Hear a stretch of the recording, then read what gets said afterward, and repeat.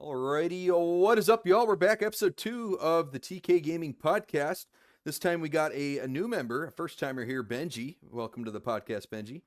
Yo. No, man, we got Benji. It should be a good one. We're gonna clean some things up. We obviously editing and watching the last podcast. We're like, there's a couple things we can improve on, so we're gonna try our best. It is a work in progress. One thing is, this may not be a once a month podcast. We may try to do it every week or every other week, or just whenever there's enough to talk about. Hopefully that's the case. Once again, I have a baby due middle of October, so there may be a long pause, or we'll just have Judd or someone take over the recording and editing of these podcasts. We'll just have to wait and see. But with that, we're going to meet Benji a little bit more, and then we are going to dive into some topics, some stories, and some drama in the gaming world, starting out with what games and DLCs are coming out soon. And then Benji's going to take us into some Nintendo drama, specifically the summoning patent and pricing issues that Nintendo has going on. Judd's going to take us into Borderlands 4 being released, some reviews, concerns, and praises with that game. And then I'm going to wrap it all up with the Game of the Year race. And we have some announcements with that,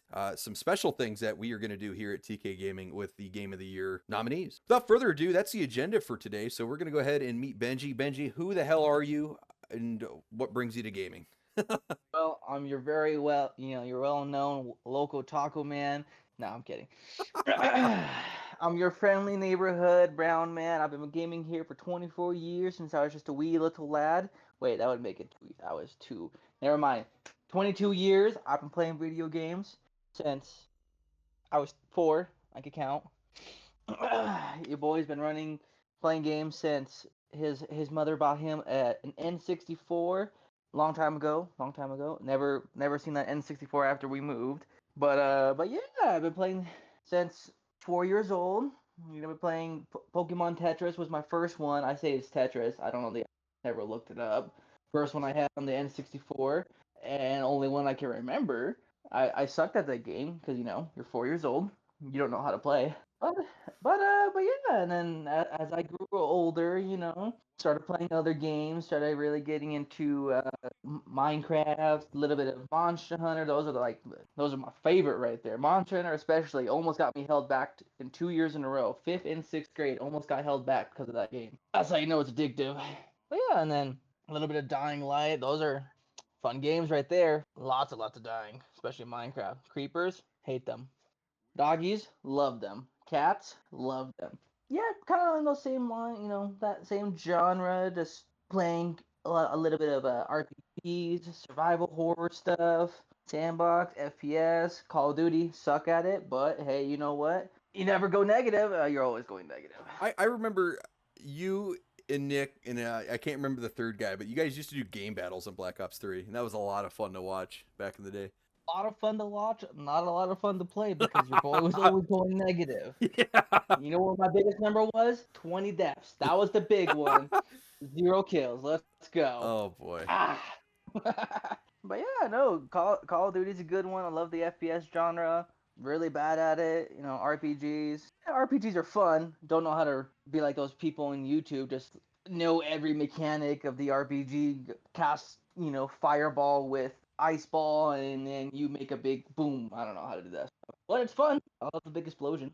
And then, just moving on from there, you got your favorite video games characters and all that. Don't really have any favorite character besides Kyle Crane from Dying Light. He's definitely my favorite though. Kyle Crane, he's up there. He's just, when you play him without Dying Light, just a freaking menace, just drop kicking everyone off of the freaking building, being the hero of Haran. Just absolute legend, Kyle Crane. Especially with him coming back in the new one here soon, and then Dying Light the Beast, the legend lives on. So even more of a dope character, I'm gonna assume that's gonna answer the question of what game are you looking forward to. You right. I had a feeling. But yeah, and that's definitely anticipated for that because he looked like a beast in that one. Jeez, they say Dying Light the Beast, but they really mean he is the beast. I've seen the trailer just stopping some of the big zombies with a hulking hammer, just midair. Never mind, you're not gonna hit me. Let me throw it right back at you. Absolute menace. Can't wait to play that on the PS5 because I tell you what, the PC, that's not for your boy. Your boy loves PC, but yeah, let's just say I can't even run Google Docs. But PC has all the fun games, all the fun mods, especially for mine. But yeah, besides that, your boy, collectibles wise, in the gaming era, the biggest collection I have would be a Assassin's Creed because I bought the entire collection. My wife bought me Assassin's Creed Valhalla, and I felt bad because you don't want to go into a game without knowing previous entries, so I had no choice but to buy every single Assassin's Creed You're a from the madman. very beginning. You're an absolute madman for that. Yep, and I'm only 4 games in, and I still got 20 more to go. When That are we is getting? quite the undertaking. When are we getting these Assassin's Creed reviews, man? Backtrack. Here we go. But yeah, that's pretty much about me. Just just rapid fire all that stuff out there. Just long time gamer. That's all I know. I know nothing else. I only thrive and live off of gaming. You don't give me it, I am dead. Go ahead and move on to the next portion here. We're gonna do some upcoming games and DLC. So starting in October, we've got Ghost of Yote coming October 2nd. Battlefield 6, obviously, we talked about last time. That's coming out October 10th. You got Little Nightmares 3 coming out October 10th also. Those will definitely contend with each other. I definitely think there's going to be a lot of gaming going on that day.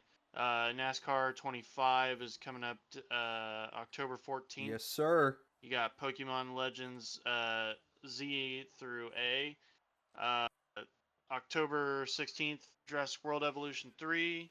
I'm excited for that one. October 21st, Plants vs. Zombies Replanted coming out October 23rd. Outer Worlds 2, October 29th. With that, we're going to move to which games we're excited for here. Do we want to start with Benji on the going over these different games here? All the different like games.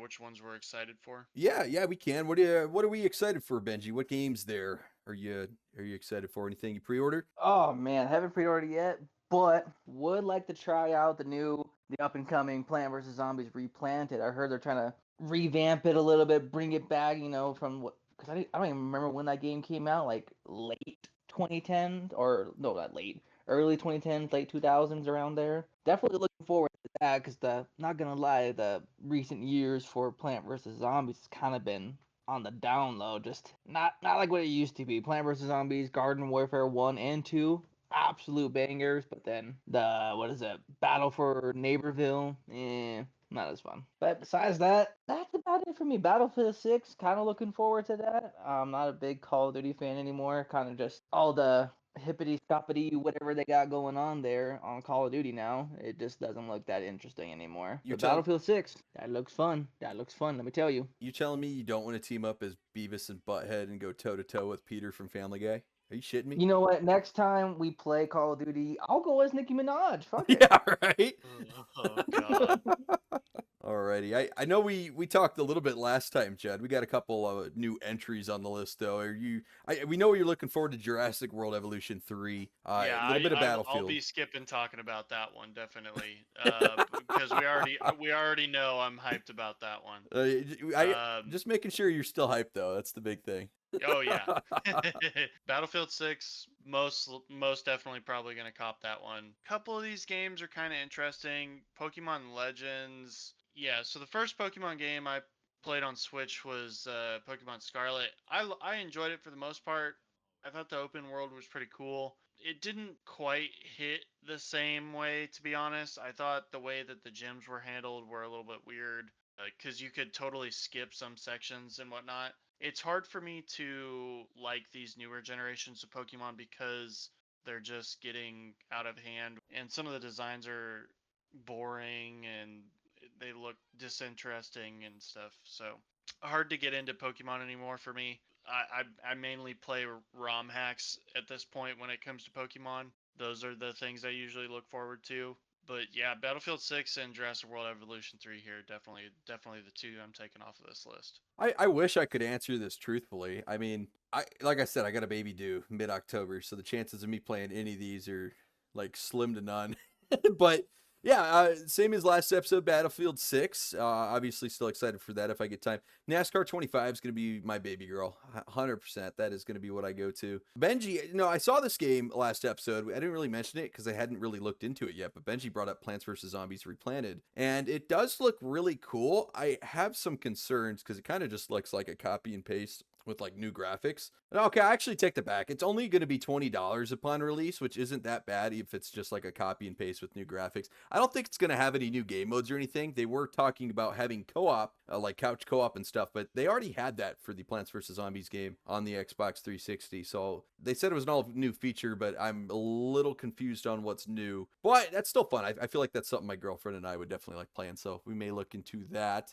With that, I never played the first Outer Worlds, so the second Outer Worlds looks cool. I just don't think I'll play it without playing the first entry. But yeah, with that, that's pretty much all the new games coming out. We didn't really find a whole lot of DLC. This is more stuff that we're into, not necessarily everything that is coming out and that is announced. So once again, if there's anything we missed, feel free to drop it in the comments, and we'll keep our eyes on it. But with that, man, we're going to get into some news and some drama. We're going to be starting off with Benji here. We made it 2 episodes, so we figured why not catch a lawsuit here in the second episode. We're going to talk about Nintendo. Is what we were getting at here.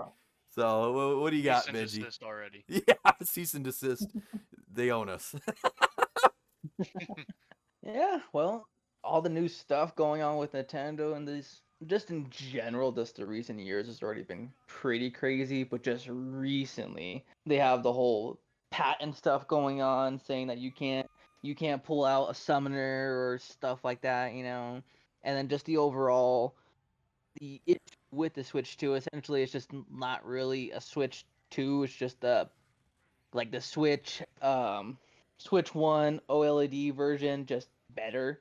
Even though the OLED version was the better version of the Switch, you're getting a better console, but really it's just slightly better. Not much better, not really worth the 400 and almost like 450 price point they're trying to throw on there when you could just go get the Switch OLED for 320, 350 depending where. There's that, and they also have the issues going on with the higher price point for their games now. At least like the heavy AAA games that they got for their consoles, they got definitely like pricier straight $80 games. Not even the new 70 that 72 73 that everyone's doing nowadays. It's straight 80, or if you want the better edition, 90, already hitting 100. Just unreal. Not even that worth it in my opinion, especially since most of the games coming out are just kind of just mediocre at best, just a copy and paste repeat game. Mario Kart World looked pretty good. I think they updated it to be better, but I don't think it's still worth that $80 price point. Honestly, with the Nintendo stuff, like the price increasing to $80, let me tell you this. First off, handheld games, they're going to be lower in any sort of fidelity that the larger consoles and stuff have. Their price should not even breach $60 to me, because you're already starting at a lower level. This is something that's going to take a beating and it needs to be more durable. So I can understand maybe increasing from like old DS games and stuff, or GBA games, which were probably, I think GBA and stuff came out and they were like $20 to $30 was the price point for those games. And then we increased all the way to 80 now. I think that's insane. Like, I get that the technology is better than it was back then, but like, you're talking about value of this. You do not need to push a game cartridge for a handheld all the way up to $80. The max I think that worth you're going to get out of these is going to be $40, maybe 50. For example, we're talking about they've added like Rust and games like Ark. You're not even gonna be able to play that to the fullest capability of like other consoles and stuff. Like, some of those games have online capability and you are pushing the Switch to its absolute limit trying to play those games on it. And so you're going to be at a supreme disadvantage versus other people on a different platform. Now, if they've locked those servers to where you don't play against people outside of that console, I can see them doing that, but like you're already putting yourself at a disadvantage with online gaming if you're playing against other consoles, which we've seen them do with the Switch before, where you do play against PC players or you do play against console players, and it puts you at a supreme disadvantage. So I don't think that these games are worth $80 to me because you're at a disadvantage overall. Like I think they should be pushing more single player games that are going to be more valuable to me, or PvE games if you're going to go the online route. These games that they keep pushing, yeah, Nintendo games push and hold value more if you're looking at certain titles. Like Mario titles end up holding a lot of value because I don't think we've really ever seen a Mario game that's not like at least decent. Full price DLCs are insane to me. You need to be adding a whole nother game's worth of content to the game if you're going to do that, and you need to state how many hours worth of DLC is there, because if you're spending 40 hours in the main game and then the DLC is only like 5 to 10 hours and you're paying the same price as the full game almost, you're going to miss me on that. I will look up a video. I'm not even going to touch it. But I mean, that's kind of me on Nintendo. I don't even plan on buying the Switch 2. I have a Switch 1 and I don't even really touch it. It's collecting dust in the corner because there's no reason for me to play a handheld at the moment. But if Spencer, what do you think about a Nintendo?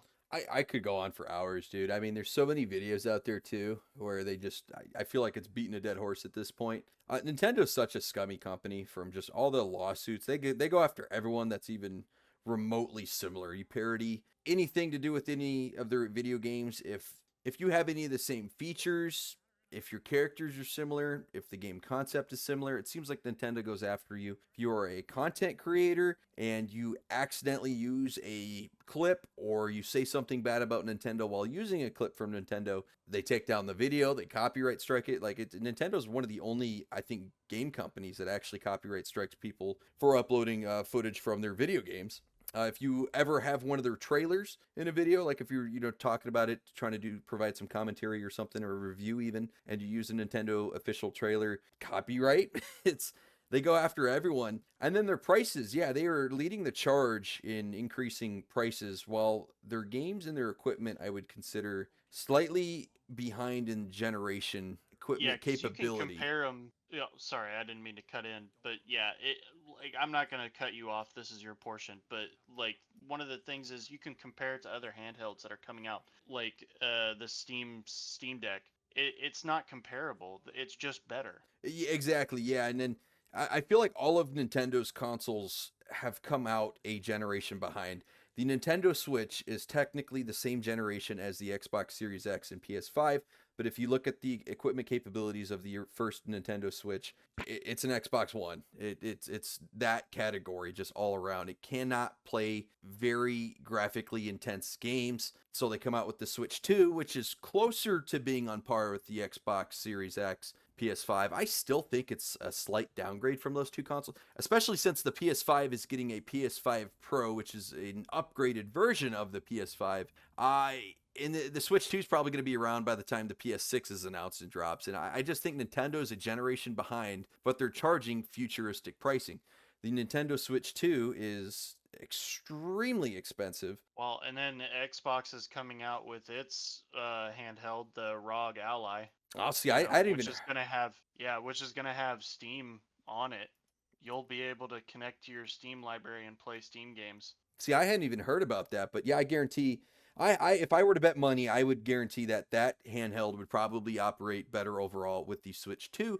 The reason the Switch 2 is so successful, in my opinion, or really the Switches at all are so successful, is just the amount of IPs Nintendo has and that are exclusive on their platform. Everything Mario. I mean, there's 100 different franchises from there, from just individual games for each character. I mean, look at every character in Mario. Every single character in Mario has their own video game at some point in time on the Switch. And then you have stuff like Mario Party, Smash, Mario Kart.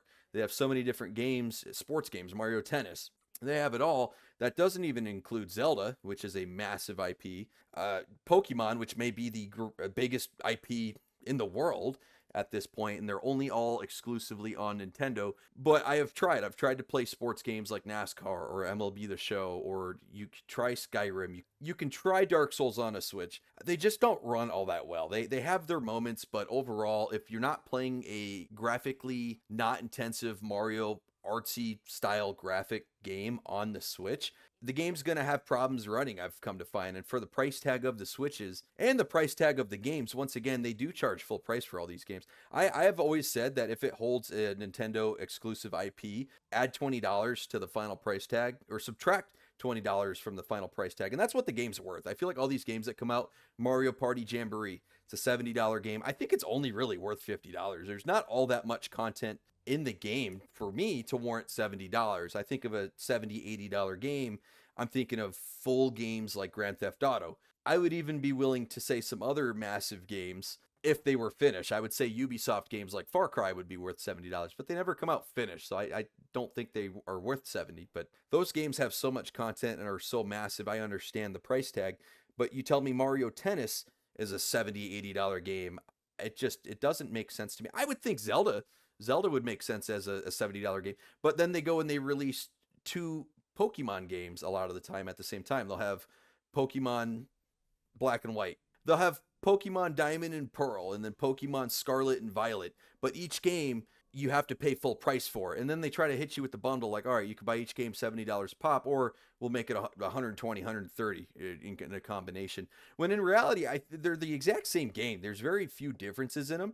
And it should be maybe $100 for both games combined. Once again, I feel like they just add $20 because it holds that elite IP in which Nintendo owns. I haven't done a whole lot of research on the full price DLCs. I do know I expect Nintendo to do that and probably not be worth it. But another crappy thing about Nintendo, their games hold value. And I don't know if it's just because they just barely make enough to go around, or if there's just barely not enough games out there, so they hold their value. But there are games that came out with the Switch 1, like within a year or two of the Switch 1's initial release, and they're still $60 games because A, you either can't find it, or B, I don't know, they don't drop price. Like you go and you look at any Zelda game ever that's come out on the Switch, and it's still a $50 game minimum, and it just goes against everything in gaming. I just don't understand how it holds its value. And I think it deters gamers from trying to pick it up.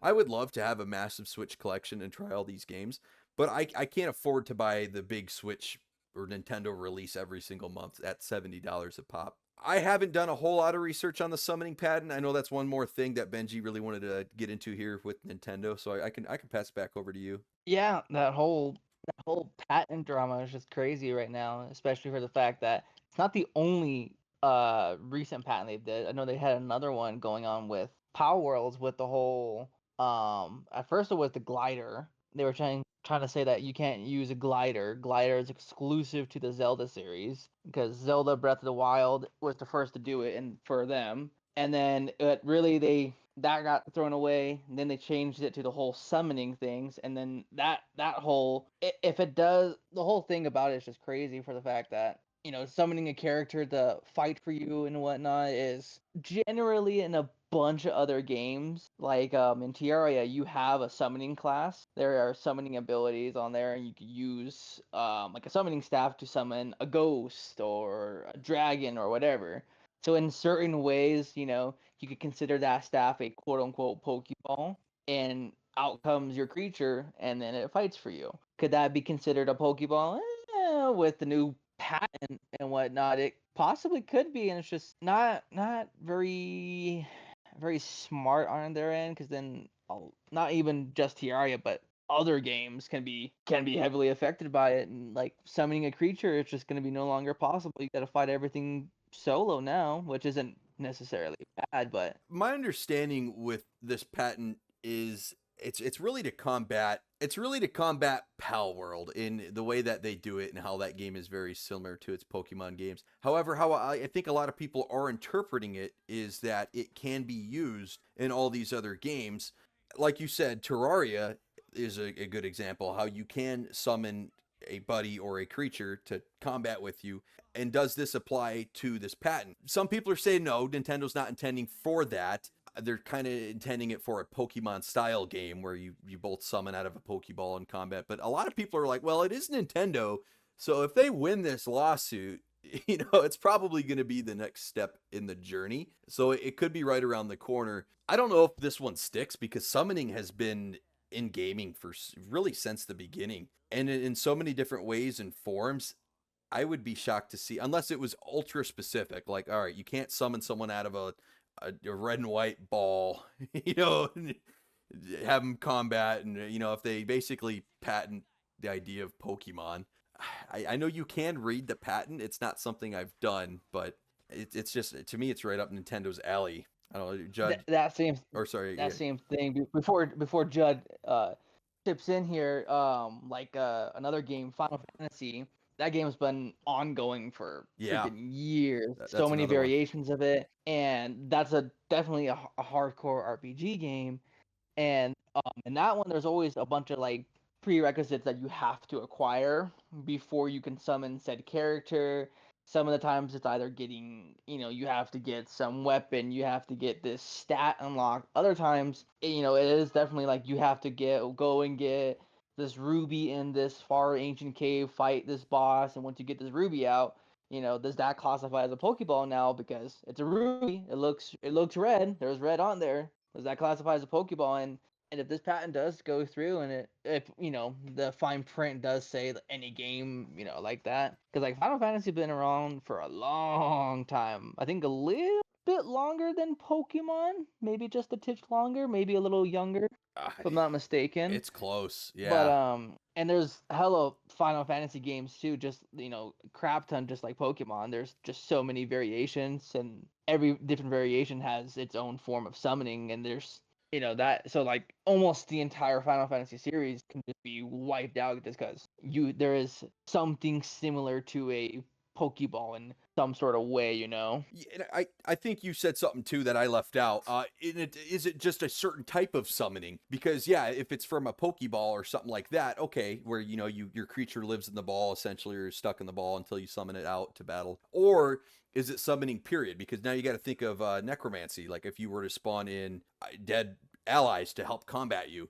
And there's a large list of games where that's a thing. A lot of D&D games too. Is that going to be considered as part of their patent or part of their patent claim? I think that's a valid point. I know. What are you thinking, Judd? I mean, to be honest, like they're trying to push something broad, and I really think that Nintendo is going down this monopoly route, and it's not going to work out for them. Granted, they're a Japanese company. Japan has different rules, but I really don't think that the national stage is going to agree with these changes and stuff. I really think they're setting a horrible precedent, and it's going to bite them in the butt someday. They have a monopoly on like kids type games right now in the field, and you can see it. They do make good kids games, like kids oriented games. A lot of their games they've matured with their audience and stuff, but they hold a monopoly on that sector, and I think that they've made these scummy business practices so apparent that like they're getting mainstream news articles on them almost every other day at this point about like, oh, they did this, they did that. This one is going to hit pretty hard on them. At least I hope it does, because you can't just start patenting different parts of gaming mechanics, claiming them as your own, and then expecting people to just be okay with it, or that you're not going to try and attack different sections of gaming. I think you were spot on there. I think it's something we're going to have to watch, because I don't know if they'll be able to successfully claim just summoning everything, just like have summoning period. I think if they try to do a very specific Pokemon related thing to patent summoning in how Pokemon does it, and then that would in a way combat Pal World, because I know they're in that lawsuit with Pal World. I could see that. But yeah, I'm with you. Nintendo, they're just not a great company. I feel like they're doing so much harm to gaming by just trying to protect their IPs, and that they have really inadvertently, or maybe they've done it on purpose, they have just killed off a large portion of their fan base. There's not a lot of people I know who collect games and game a whole lot are like pre-ordering Nintendo games. They're super excited for Nintendo games. There's a couple people with Zelda, but even with the Switch 2 and the new Mario Kart, that Mario Kart 8 was arguably the biggest release on the first Switch. I don't think this new Mario Kart has nearly that fan base, at least not yet. And I think it's just because people are tired of Nintendo. They're tired of the pricing. They're tired of the drama, of the lawsuits. And Yeah, well, and your audience aging up, they're gonna get tired of the same games over and over again. It's gonna get hard for people to get into Mario for the thousandth time. It's it, and I'm not saying that those are dead franchises either.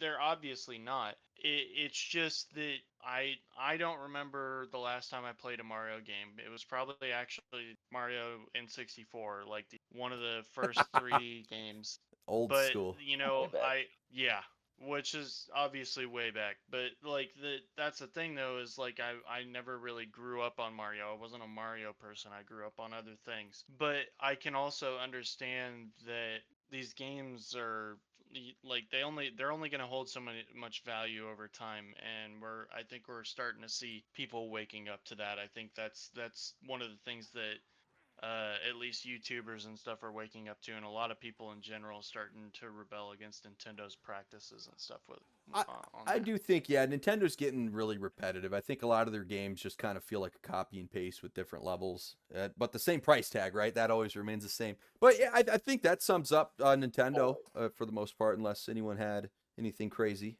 Would it be crazy that Nintendo made their own battle royale game and they started patenting battle royale? I would love if I they know. they came out and did like a Mario Kart Double Dash, like kept most of the things like Double Dash, the same features in Double Dash, but Yeah. obviously modernized it and turned that into its own game. Instead, it seems like the Mario Kart for Wii, the Mario Kart 8, the new Mario Kart, what is it, Mario Kart World? Oh They all kind of God, I feel don't like the even same know. game. So I don't know. That's Well, kind of yeah, and that's the thing is like some of them are even re-releasing maps, just updated versions of that map with like multiple types of tracks in that same map or something like that. And well, that and the Mario parties don't even really introduce any new mechanics. They're just different maps. Not even the newest one, like Mario Party, the Mario Kart. Their only thing with that was like, it's open world, but it's so lackluster. Like it's open world, but nothing. And then like the new Mario Party, as far as I remember, you can't even play it unless you have online. It's a purely online game. You can't even do like, at least from Which what is I've nice. been Yeah. remembered. no Mario Party Jamboree. You can play offline on the couch. That's fine. That's Oh, what we you do. can. Yeah, Oh, okay, because at least last I heard, mind you, outdated information for me, but last I heard, you couldn't. That was one of the big issues that I heard about, oh that you yeah, I would have couldn't play returned that. offline. I would have returned that immediately because we bought it in like the week before Christmas, and I took it down to my aunt's house, and I had the whole family playing Mario Party Jamboree for like 2 weeks. Yeah, man. With that, yeah, I think we hit Nintendo square on the head there. I think we all have our gripes with Nintendo. They have a lot of great IPs. That's the thing. Nintendo could be the greatest gaming company out there. They're just very selfish and aggressive in protecting their assets. But we're going to hear from Judd. Borderlands 4 has since released, since our last episode talking about it. And what do you got? So starting out on Borderlands 4, right? I'm not gonna go super hard into it because I haven't been gotten the chance to play it yet. But this is what I'm hearing from around the areas of the internet. Uh, what we got right is it obviously released on the 12th. The Steam reviews started out pretty bad. It started out with mostly negative reviews. People were review bombing the crap out of it, saying that they couldn't even launch it. They were crashing immediately, even when they were selecting a character. So they couldn't even begin the game. And then it was having graphical issues. You were having all sorts of 30 FPS, 50 FPS, and people would have like 5090 graphics cards, 48 80s, 4060s, high tier graphics cards, and you're getting 30 FPS and 50 FPS and stuff. But people were quick to jump the gun with it. They review bombed really hard. People were honestly probably after the movie, the way that the movie went, looking for a reason to hate on Borderlands. So I think it probably did them a negative. The reviews on Steam have jumped back a little bit as of today, 9/14. They've jumped back to mixed. So it went from mostly negative to mixed now within 2 days, and it's now sitting at 66% positive on Steam. I think that's pretty good. That's pretty indicative of the game itself, and not necessarily, games. I think we can all agree, Spencer, Benji, and you can tell me if you do or don't agree on this, that most games do come out, even back in the 360 era, with at least some glitches. They do come out with some glitches that happen right on release. They do. I think it's Facts. gotten worse with time though, because like if you go way back, Right. obviously to the 80s, 90s, and early 2000s, when a game came out, that's what it was. That is what it is today. They couldn't push updates. A lot of those consoles didn't have internet. Even the first generation of consoles to incorporate an online and an internet, really updates were far and few between. And they were never like game changing. They never really added content. Very few added content. That didn't really happen until probably, I'd say, the Xbox 360, even a couple of years into the Xbox 360 and the PS3's era, until they started adding like online DLCs and stuff like that.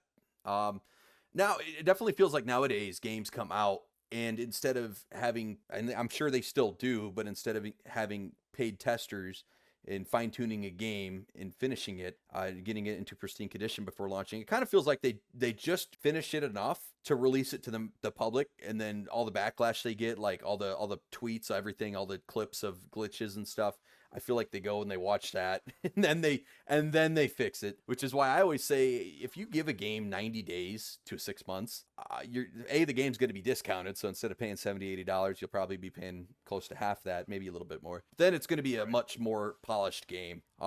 In this, I think, I don't want to say who led the way with this, I but really Ubisoft think that is the worst, I think. Yeah, definitely. Yeah, and I think what you're saying is true. Like a lot of these games that are coming out nowadays, you have to give them a grace period of like 90 to 120 days from or 100 what is it? 160 days from release, 180 days from the release to actually do anything with it, like get them up to what they should have been on release, which is why weren't they given that grace period in the first place so that it could release in a stable spot? Oh, And I think we all really know that reason, Spencer. yeah, and here's a great question for you, right? And so we're trying to get into game reviews, all of us here. We all kind of have our different tendencies and stuff. But should we be reviewing games day one, or should we be reviewing games 6 months in? Because I personally do feel virtually any game that drops nowadays, if you review it day one versus day 180, you are reviewing two different games. I almost feel like a lot of these companies that are doing game reviews should consider that.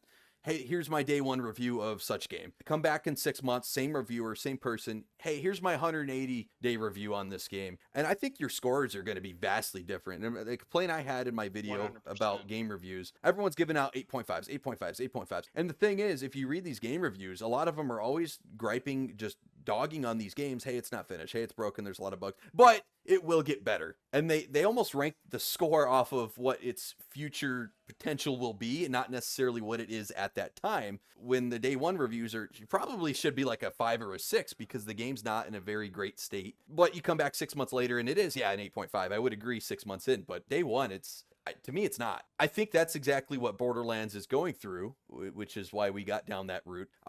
Because obviously it is having some performance issues.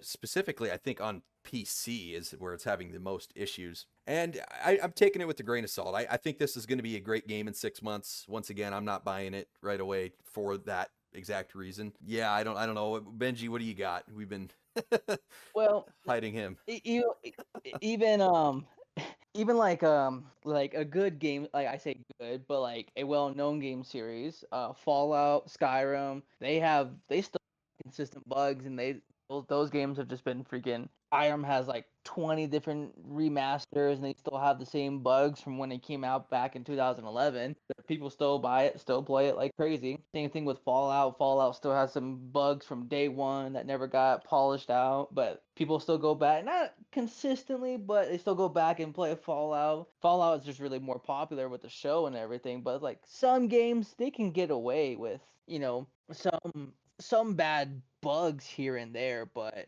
you know what I mean? Like some just like hardware issues, just graphical stuff. Like I said, Skyrim just they still have consistent bugs. Like if you do certain, I know there's a couple glitches in there that if you do X, Y, Z, it'll just crash the game, and it's been in there since release. They just never cared to fix it. Not game changing stuff. Not it won't. That crashing your game is pretty bad, but as long as you avoid it, you'd be fine. But yeah, I Yeah, think getting a game day one and expecting it to be perfect, it's kind of like bittersweet, especially nowadays. You should just sadly, you should already expect the game to not be perfect because it's not going to be. yeah, for sure.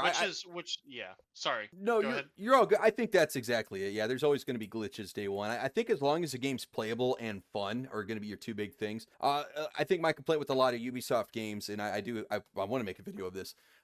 Far Cry 6 has been out since 2021, and to this day, it is still impossible to 100% the game because I have two crates that are inaccessible due to a glitch that they have still not fixed in, what is it? Let me just do some math here. 4 years. So how are you charging $70 for a game if it is impossible to 100% it? And to me, that also tells you, hey, was this tested? Like 4 years and you can't 100% the game. The main story, all the side quests and stuff, you're just going for collectibles is my complaint. I don't know. I to me, that absolutely ruins a game. If it's just not fully playable. If there's glitches like crashes, games like Skyrim, people are known for modding and going in and just trying to break the game. So yeah, when the game crashes, they can't be mad. But if you were to play Skyrim and it just crashed randomly because you opened a crate that you're supposed to open for a mission, I think that's the difference, personally. Another Yeah. issue with that too is that like Skyrim and Fallout, they've been running on the same engine for like almost like 30 plus years now, whereas like Borderlands, I believe, is on Unreal 5 if I'm not Well, yeah, mistaken, or what you're talking about, Skyrim and Fallout, they both run on. God, I can't even remember the engine that they actually do run on, but they've been using that same line of code since it was like Daggerfall and Arena, and that which came are out in like like the the first. late 90s. Yeah, that and they like almost refuse to update or change to a new engine.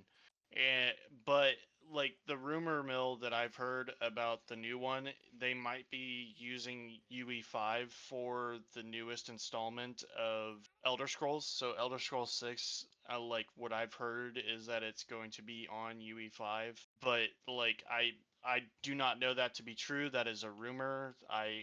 There's barely any news about Elder Scrolls 6 since they released the title Elder Scrolls 6 back in 2020. I believe that's when it was released. With that, Oh wow, what's I was wrong. It was 2018, June 10th, 2018 for Elder Scrolls 6. Yeah. It's been a minute now. No, I think to sum up Borderlands though, I know we already said it, beating a dead horse here, but I think it's gonna have issues here in the beginning. I don't think it should be taken too harshly, just because it's kind of the meta now. Every AAA game's gonna come out broken and have performance issues. But give it 6 months, I think it's gonna be a pretty solid game. And I mean, I'm already seeing that the mechanics and the enjoyability of the game overall is really good. People are loving the boss fights and stuff, especially within the first couple hours.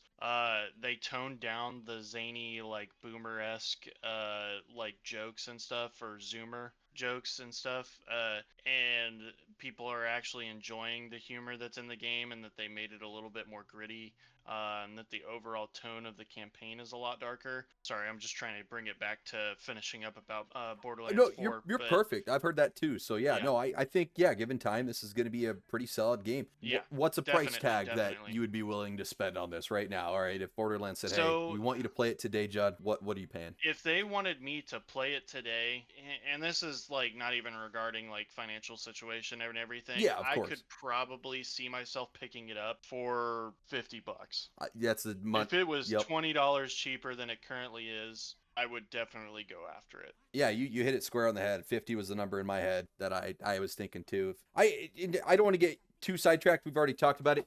Just if games weren't, if their budget wasn't as high, and I feel like a lot of these games just had a little bit less content, but they had a $50 price tag. My goodness, dude! Like I feel like sales would go through the. I feel like most people can only afford one or two major releases a month, and when every month has 10 plus major releases now, that just, it basically destroys backlogs, because if you're buying 2 new games every month, now you're out of money. You're looking back 3 months ago and you're like, wow, I never picked that game up. Crap. And I just feel like that's kind of where gaming is. I feel like if, we call it AAA. I feel like if they started having like AA prices, or just they went down just a little bit, man, instead of $150 to buy 2 brand new games, if there was a way you could buy 3 or 4 brand new games that were pretty good quality as well, but for 40-50 bucks each, man, I feel like people would do it, and a lot more of them too, where you may have a million people buy Borderlands 4 in the first 3 months. Maybe 3 million people would buy it if it was only $50, and you balance that out monetary wise. But would you want to break even with money? Is that your main concern? Or would you rather have 2 million more fans in your franchise?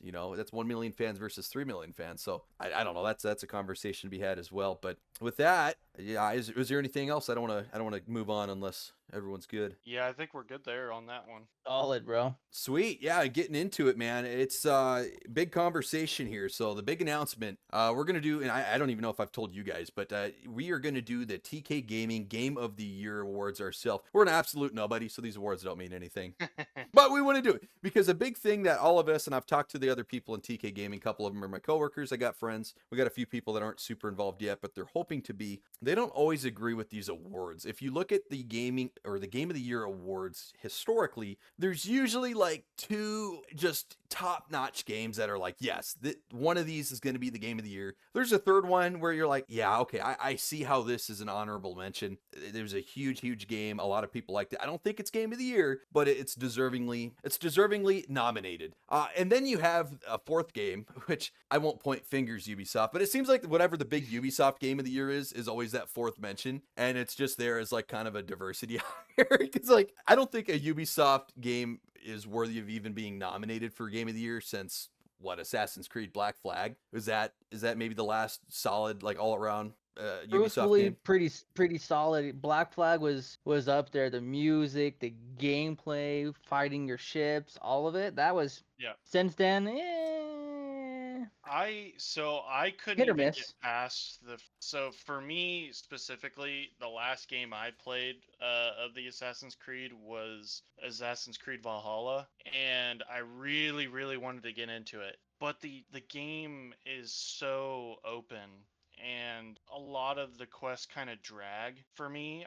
It took me so long to try and get into it. Like, even within the first couple hours of gameplay, I never got out of the main village that the tutorial ends at because I was just bored.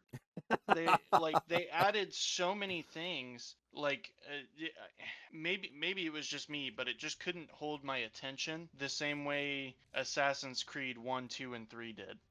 And I know those are way less open games and stuff, but it just could not hold my attention the same way that those did. I think Assassin's Creed lost a lot of people when they went away from Abstergo and the assassins actually having dialogue outside of the Animus. Once they kind of drew away from the Animus, I think they lost a lot of people because it's not really a story anymore. You're not talking about the outside. Yeah, cool, you have a few interjections about this or that here and there about the Animus and like who you are outside, but these most recent stories, you don't even play as anybody outside of the Animus. You are the person that you're playing in the historical setting. That's it. I've heard That's pretty facts. Yeah, I've heard a lot of old schooler gamers. I consider us old school at this point, man. I've heard a lot of us complain about that with Assassin's Creed. A lot of people, even if they didn't get to experience those games in their prime back in the Xbox 360 and PS3 days, they've said that the games just don't really feel like they have their own unique personality anymore, which is fair. And combine that with every Ubisoft game ever since 2016 being absolutely broken in just full price. Once again, the first 6 months, it doesn't feel right to call it game of the year. It feels more like a punishment to play these games brand new. My biggest thing with Ubisoft and why I keep going back to them is one of my best friends of all time convinced me to pre-order the Division 1 and the Division 2, and we did, and we bought them, and they both absolutely sucked brand new. But go back and play either one of those games today. Holy cow, dude. Insane games, but it's because they're actually playable now. They're not broken. They went through and they fixed a bunch of features that suck, and they also fixed a bunch of glitches. And if that game in 2016 would have launched in that condition, it probably would have been worthy of Game of the Year, or at least a nominee. And why I got onto this whole Ubisoft thing is it feels like every year Ubisoft has a major release, and it feels like there's just a large portion of gamers that just feel like they have to give that release a nomination to be Game of the Year. Like this year with Assassin's Creed Shadows, there's a lot of people out there who actually think that could be Game of the Year. Okay, it seems like every year. Same with Far Cry 6. Far Cry 6 and 21, man. Everyone was like, yep, that's it. I'm not a big fan of that. But with that, I'm going to name a bunch of major releases this year, and I want all of us just kind of give us a way too early nomination. You know, we'll do 3 to 5 each games, nominations for Game of the Year. Starting out, some major releases this year. Monster Hunter Wilds. I know Benji mentioned earlier he's a huge Monster Hunter fan. I don't know if he actually got to play that game or not. I'll let you go on about that here in just a sec. We got Doom: The Dark Ages, Mario Kart World, which is a game we touched on. Obviously, Assassin's Creed Shadows, a game I was just kind of hinting that it is not going to be on my top 4 to 5. We have Dune Awakening, kind of a sleeper. I've heard a lot of good about that game. I have a coworker who absolutely loved that game. Elden Ring Night Rain, Death Stranding 2, Donkey Kong Bonanza. And then we have some more games here coming up soon, or either just released or they are scheduled to release here very soon. Could be an underdog for Game of the Year, or like a last minute Hail Mary here. It's one more thing about the Game of the Year. A lot of people get it twisted. A game will release in September, October, November, December, and because it's so new and it's fresh, Game of the Year, Game of the Year, Game of the Year. But they forget about the game that released all the way back in March, February, April, who truthfully dominated the entire year. So that's one thing to keep in mind with Game of the Year as well. But some games that just came out or are coming out soon: Borderlands 4 just dropped, Call of Duty Black Ops 7, Ghosts of Yotei. Here's another one that Benji may be excited for: Dying Light: The Beast. Kind of a sleeper game too. Hell Is Us. That came out of nowhere. I was not tracking that game. It was not on my radar at all. Little Nightmares 3, and then The Outer Worlds 2. So those are some games coming up here soon or have just barely been released. 2 games I have not mentioned as potential Game of the Year nominees, and I saved these 2 for last because these 2 are my top 1 and 2 in that order on my list. Expedition 33, Clair Obscur, followed by Hollow Knight, Silk Song. I think that's going to be your number 1 and 2. One of those has to win Game of the Year. And I think it's going to be Clair Obscur. My vote goes towards Clair Obscur. But if I had to choose 2 or 3 more games to nominate, we've really got to see how these next couple of games come out, because if Borderlands 4 fixes their performance issues, that could be a banger. Dune Awakening was a pretty good game. Monster Hunter Wilds has a little bit of controversy with it, but I've heard a lot of good about that game too. That's one I haven't played, so I can't nominate. I don't know, man. Ghosts of Yotei and Dying Like the Beast, once again, they have yet to drop, so we just really have to wait and see. But I think those are the only 2 that could potentially drop. Once again, the first entry in the Ghost of franchise was runner-up Game of the Year back when it came out. So, I mean, that, it has a pretty good track record, but I think Expedition 33 takes the cake. I think it's got my vote. What do you guys think? Who wants to go first here?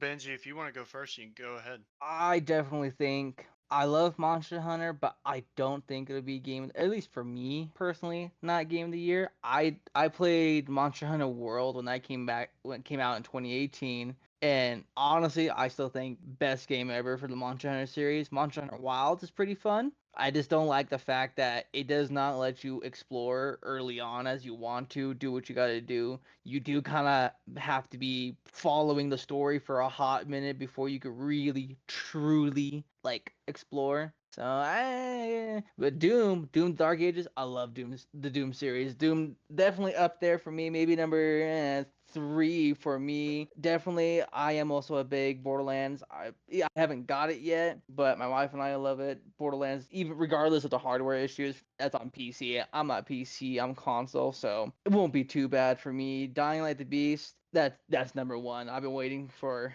a solid like prequel sequel to the series, and just from the trailers alone, it looks amazing. Dying Light: The Beast is definitely my number one game of the year for me. But yeah, that's probably looking at the rest of them. Assassin's Creed, yeah, that's definitely on my number one. Not going to win game of the year. That is not even close. If Number they one dog show shit of the year. We're not gonna do dog shit that. of the We're gonna do that too. year. I forgot to mention it's not just game of the year. Obviously, we're gonna do a whole fucking award. You know, like the indie game of the year, stuff like that. We should do like worst game of the year. I don't think Assassin's Creed is that bad, but it would be funny just to Ubisoft as the company every year. No, that'd be funny. Expedition 33, I know it's from a bunch of ex-employees of Ubisoft, and I haven't played it. I've been wanting to, so You know, it's up there. I don't know. I think you're right. I think they are ex-employees of Ubisoft. I can't remember what company they are, but you gotta hop on Clear Obscure Expedition 33. I think is gonna change your life. I could get into it here. I think that's a great conversation for a future episode. We have a couple of people who have submitted reviews so far. I am close to beating it. It is just from the second the game starts, it's got you. It is insane. It is a great game. And it came out of nowhere, too. This is a game no one had on their radar. Very few people had on their radar, let me say. There was a few. But yeah, with that, man, I'm excited. I'm excited. Let's vote now. Right?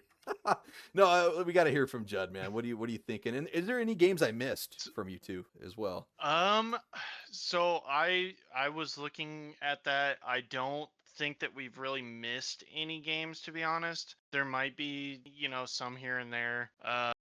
That and they can always talk about that with us in like the comments and stuff on this, but I really think that we haven't missed any. Some things that I think and I'll talk about the games that are on the list that we put out here. Expedition 33. I haven't played it. I've seen so much gameplay footage and stuff of it. I 100% think that this is one of those games that probably should win it. And I think it should win the non-indie category. I think it should win the actual game Oh of the yeah. year Oh category. yeah, absolutely. Because this was something that caused a stir in the gaming community. It was one of those ones that caught everybody by surprise, especially because it's a turn-based combat game. You don't see turn-based combat winning categories like this, or creating super in-depth narratives, or telling compelling stories, or you don't see that from this category. And I think that it came out of left field. They took a new spin on the genre, and I think they did it so well. I think it was done well. The cast was awesome. The music is amazing, and I really think that they did a good job with the setting. I need to take a look at this game so that I can actually give a full review of it, and give it get better praise than what I am right now. Hollow Knight Silk Song. That I'm not usually generally into side scrollers. I'm a sucker for 3D games and being able to explore environments and stuff. I know there are some good side scrollers and stuff out there that do break the mold. For a lot of people, that is Silksong or Hollow Knight in general, not just Silksong. I know they blew it's a one dev game, and they did amazing with the first one. They've expanded. I think they now have 3 or 4 developers active with this one now. And they are doing an amazing job from what I've heard with Silksong. I don't know that I'll play it just because it's not really something that's up my alley, but I have heard that it's a very good game. The only drawback that I've heard people say from it is the fact that enemies do chunk so hard. Off the top of my head, that's what I remember, and that's what I've heard. So I really think Expedition 33 takes it for me for Game of the Year, even though I haven't had a chance to touch it yet. Hollow Knight Silksong is one that's definitely going to follow close. Monster Hunter Wilds. I've heard some pretty average things about Wilds. A lot of people have been complaining about performance for a pretty good long time since its release earlier this year. So it sounds like there's some optimization issues that they're having some trouble fixing, and some balancing with certain things. And then they did get into a spot of controversy with people trying to say, "Oh, why are we making this a booby game and stuff?" Earlier this year, that I was hearing something about that. People were complaining about the degradation of women because they were, the scantily clad and stuff, which has always been a thing in Monster Hunter, as far as I'm aware. Doom: The Dark Ages. I love the Doom series. Uh, uh, as on my personal list, though, this one would take number 5 because Doom: The Dark Ages did not hold up to even Eternal for me. Doom Eternal was fantastic. Doom 2016 was my absolute favorite out of the new games, but that's just because it was a reintroduction to the series, and I thought they did an amazing job. The music was just off the chain for me, and nothing hits quite like the BFG division, the song BFG for me. And I think this one was kind of a step back and a step away. I think they took too many creative liberties with it. Taking away glory kills was a very, very bad step for them. I know that they're there in some regards, but taking it away for moving the pace forward and making the pace a little faster, it's neither here or there for me. I don't think it's a good change. I think they should have stuck with glory kills. I think it was the main draw people took into it, the carnage. And there are some good changes that they made, especially like being able to speed up the pace of the game and stuff like that. But honestly, it's just one of those like things that I really think they took a step back from the other entries into the franchise. So Doom: The Dark Ages gets number 5 spot for me. These other entries on the list, Mario Kart World, I haven't even looked at, so I don't really even have anything to say about it. So I don't really want to place it on any sort of ranking for myself. Assassin's Creed Shadows, I think by now everybody understands how I and the others here feel about it. It's not good. Dune Awakening, I've seen a few things about it. I can't really say too much. I wouldn't want to put it on a list because I'm gonna be straight up honest with you. I think it's a survival game. I'm not even aware of the category that it's in. I'm pretty sure it's an open world survival game online, well, just like Ark Survival Evolved. I've seen a couple things about it, but I don't want to get too far into that one. Elden Ring Night Rain. So I think a lot of people relate it to, or at least in my eyes, it relates a lot to the Hunt Showdown, where you have a team and you drop in and you have bosses that you need to fight and then extract, and you can fight other teams. I don't know if you can actually fight other teams in Night Rain, but that's kind of the vibe that I get, is like the Hunt Showdown type thing, where it's like a battle royale. And actually heard surprisingly good, considering a lot of people came into it skeptical. I think that would actually take like a number 4 spot for me, because it was a surprisingly good entry into and a different take on the Souls-like franchise, where it took a lot of liberty with the franchise, and I think they actually executed it pretty darn well. Death Stranding 2, honestly, for me, walking simulator. Just like a lot of people are saying the story's fantastic, just like the first one. I haven't played the first one even, so I don't even want to really get into it too much, because I don't feel like my opinion's going to be one that's taken seriously on it. I haven't even played the first one. I don't really know anything about the story of these games. To me, they looked like walking simulators, and I didn't want to deal with it. The only reason I could find myself actually getting interested in it now would be for Norman Reedus, because I really like him as an actor. I think Norman Reedus is a good actor, and I really like his work. Donkey Kong Bonanza, I don't know anything about it, so I'm not going to make a statement here. Borderlands 4, I know that just released. I think it possibly could contend in this list for Game of the Year. It kind of depends. You don't really see shooters get up there. The story for most shooters is not compelling enough for them to earn a spot in the Game of the Year. So Borderlands 4, I don't think is going to have a fair shot in the normiescape for it, especially when it comes to like the actual Game of the Year awards. It's going to depend a lot on what people think of the story and stuff, and how popular it becomes outside of the the normal gaming scape. That's really all I have on this list here. Did I miss something? Did I miss out on something? No, even actually, you mentioned something that I wish I would have mentioned, and I think this is exactly what makes a game of the year. You said Expedition 33 and Hollow Knight Silk Song both do something that really no other game on that list does, and that is push the boundaries of the category that game is in. Expedition 33, like you said, it is a turn-based combat game, but there truthfully is no other turn-based combat game like this one. This one pushed the boundaries, and a lot of people thought turn-based combat was kind of done for. It was kind of used out, and it's the best games are behind it. But Expedition 33 proved that that is not the case, and there is a whole new direction of turn-based combat you can go. When we do the reviews, we'll talk about it, but one thing is you're not in turn-based combat. Most people, you just have to sit there and take it, right? You have to take the attack. You can't do anything. You're just standing there. You got to get smacked in the face. You got to, there's nothing, not in Expedition 33. There is a skill-based way you can dodge attacks or even counter, but it requires skill. It's not just a gimme, awesome. That is awesome. That's, I think my biggest gripe with turn-based combat is I just hate being a statue and getting, slashed and set on fire and not being able to do anything. And then same with Hollow Knight Silk Song. Yes, it is a side-scroller, like you said, but it is, once again, kind of pushing, I think, the boundaries of side-scrollers. A lot of people said a lot of people said side-scrollers kind of, once again, done for. The best days are in its rearview mirror. I think Hollow Knight challenges that, and so I think that's why they're both great nominees. One more thing I wanted to mention was The Outer Worlds 2, its previous entry, The Outer Worlds, did win Game of the Year for some certain awards groups, I guess we'll call them. I'm just looking at the wiki. It did win. So, I mean, The Outer Worlds 2 could be a sleeper, could slide in there. I mean, if it holds up to its previous title, it could absolutely be in there.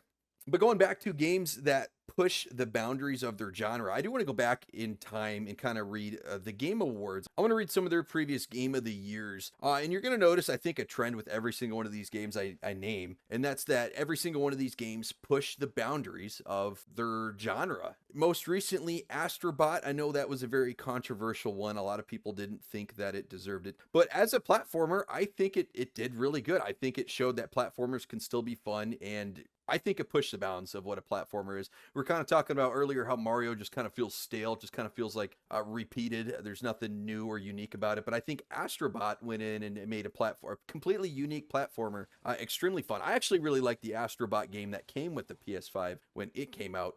Prior to that, arguably, what some people consider the greatest game of the 2020s up to this point, Baldur's Gate 3, once again pushed boundaries. 2022, Elden Ring, another game that pushed boundaries. 2021, another one that's controversial about winning the Game of the Year, but It Takes Two. A lot of people didn't think as a couch game, you don't just have to play it on the couch, but a two-player co-op game could ever be good enough to be Game of the Year, but It Takes Two absolutely challenged that. I think it was an incredible game to play with either a friend or, God forbid, the people that played it with a significant other. Hopefully they're doing fine.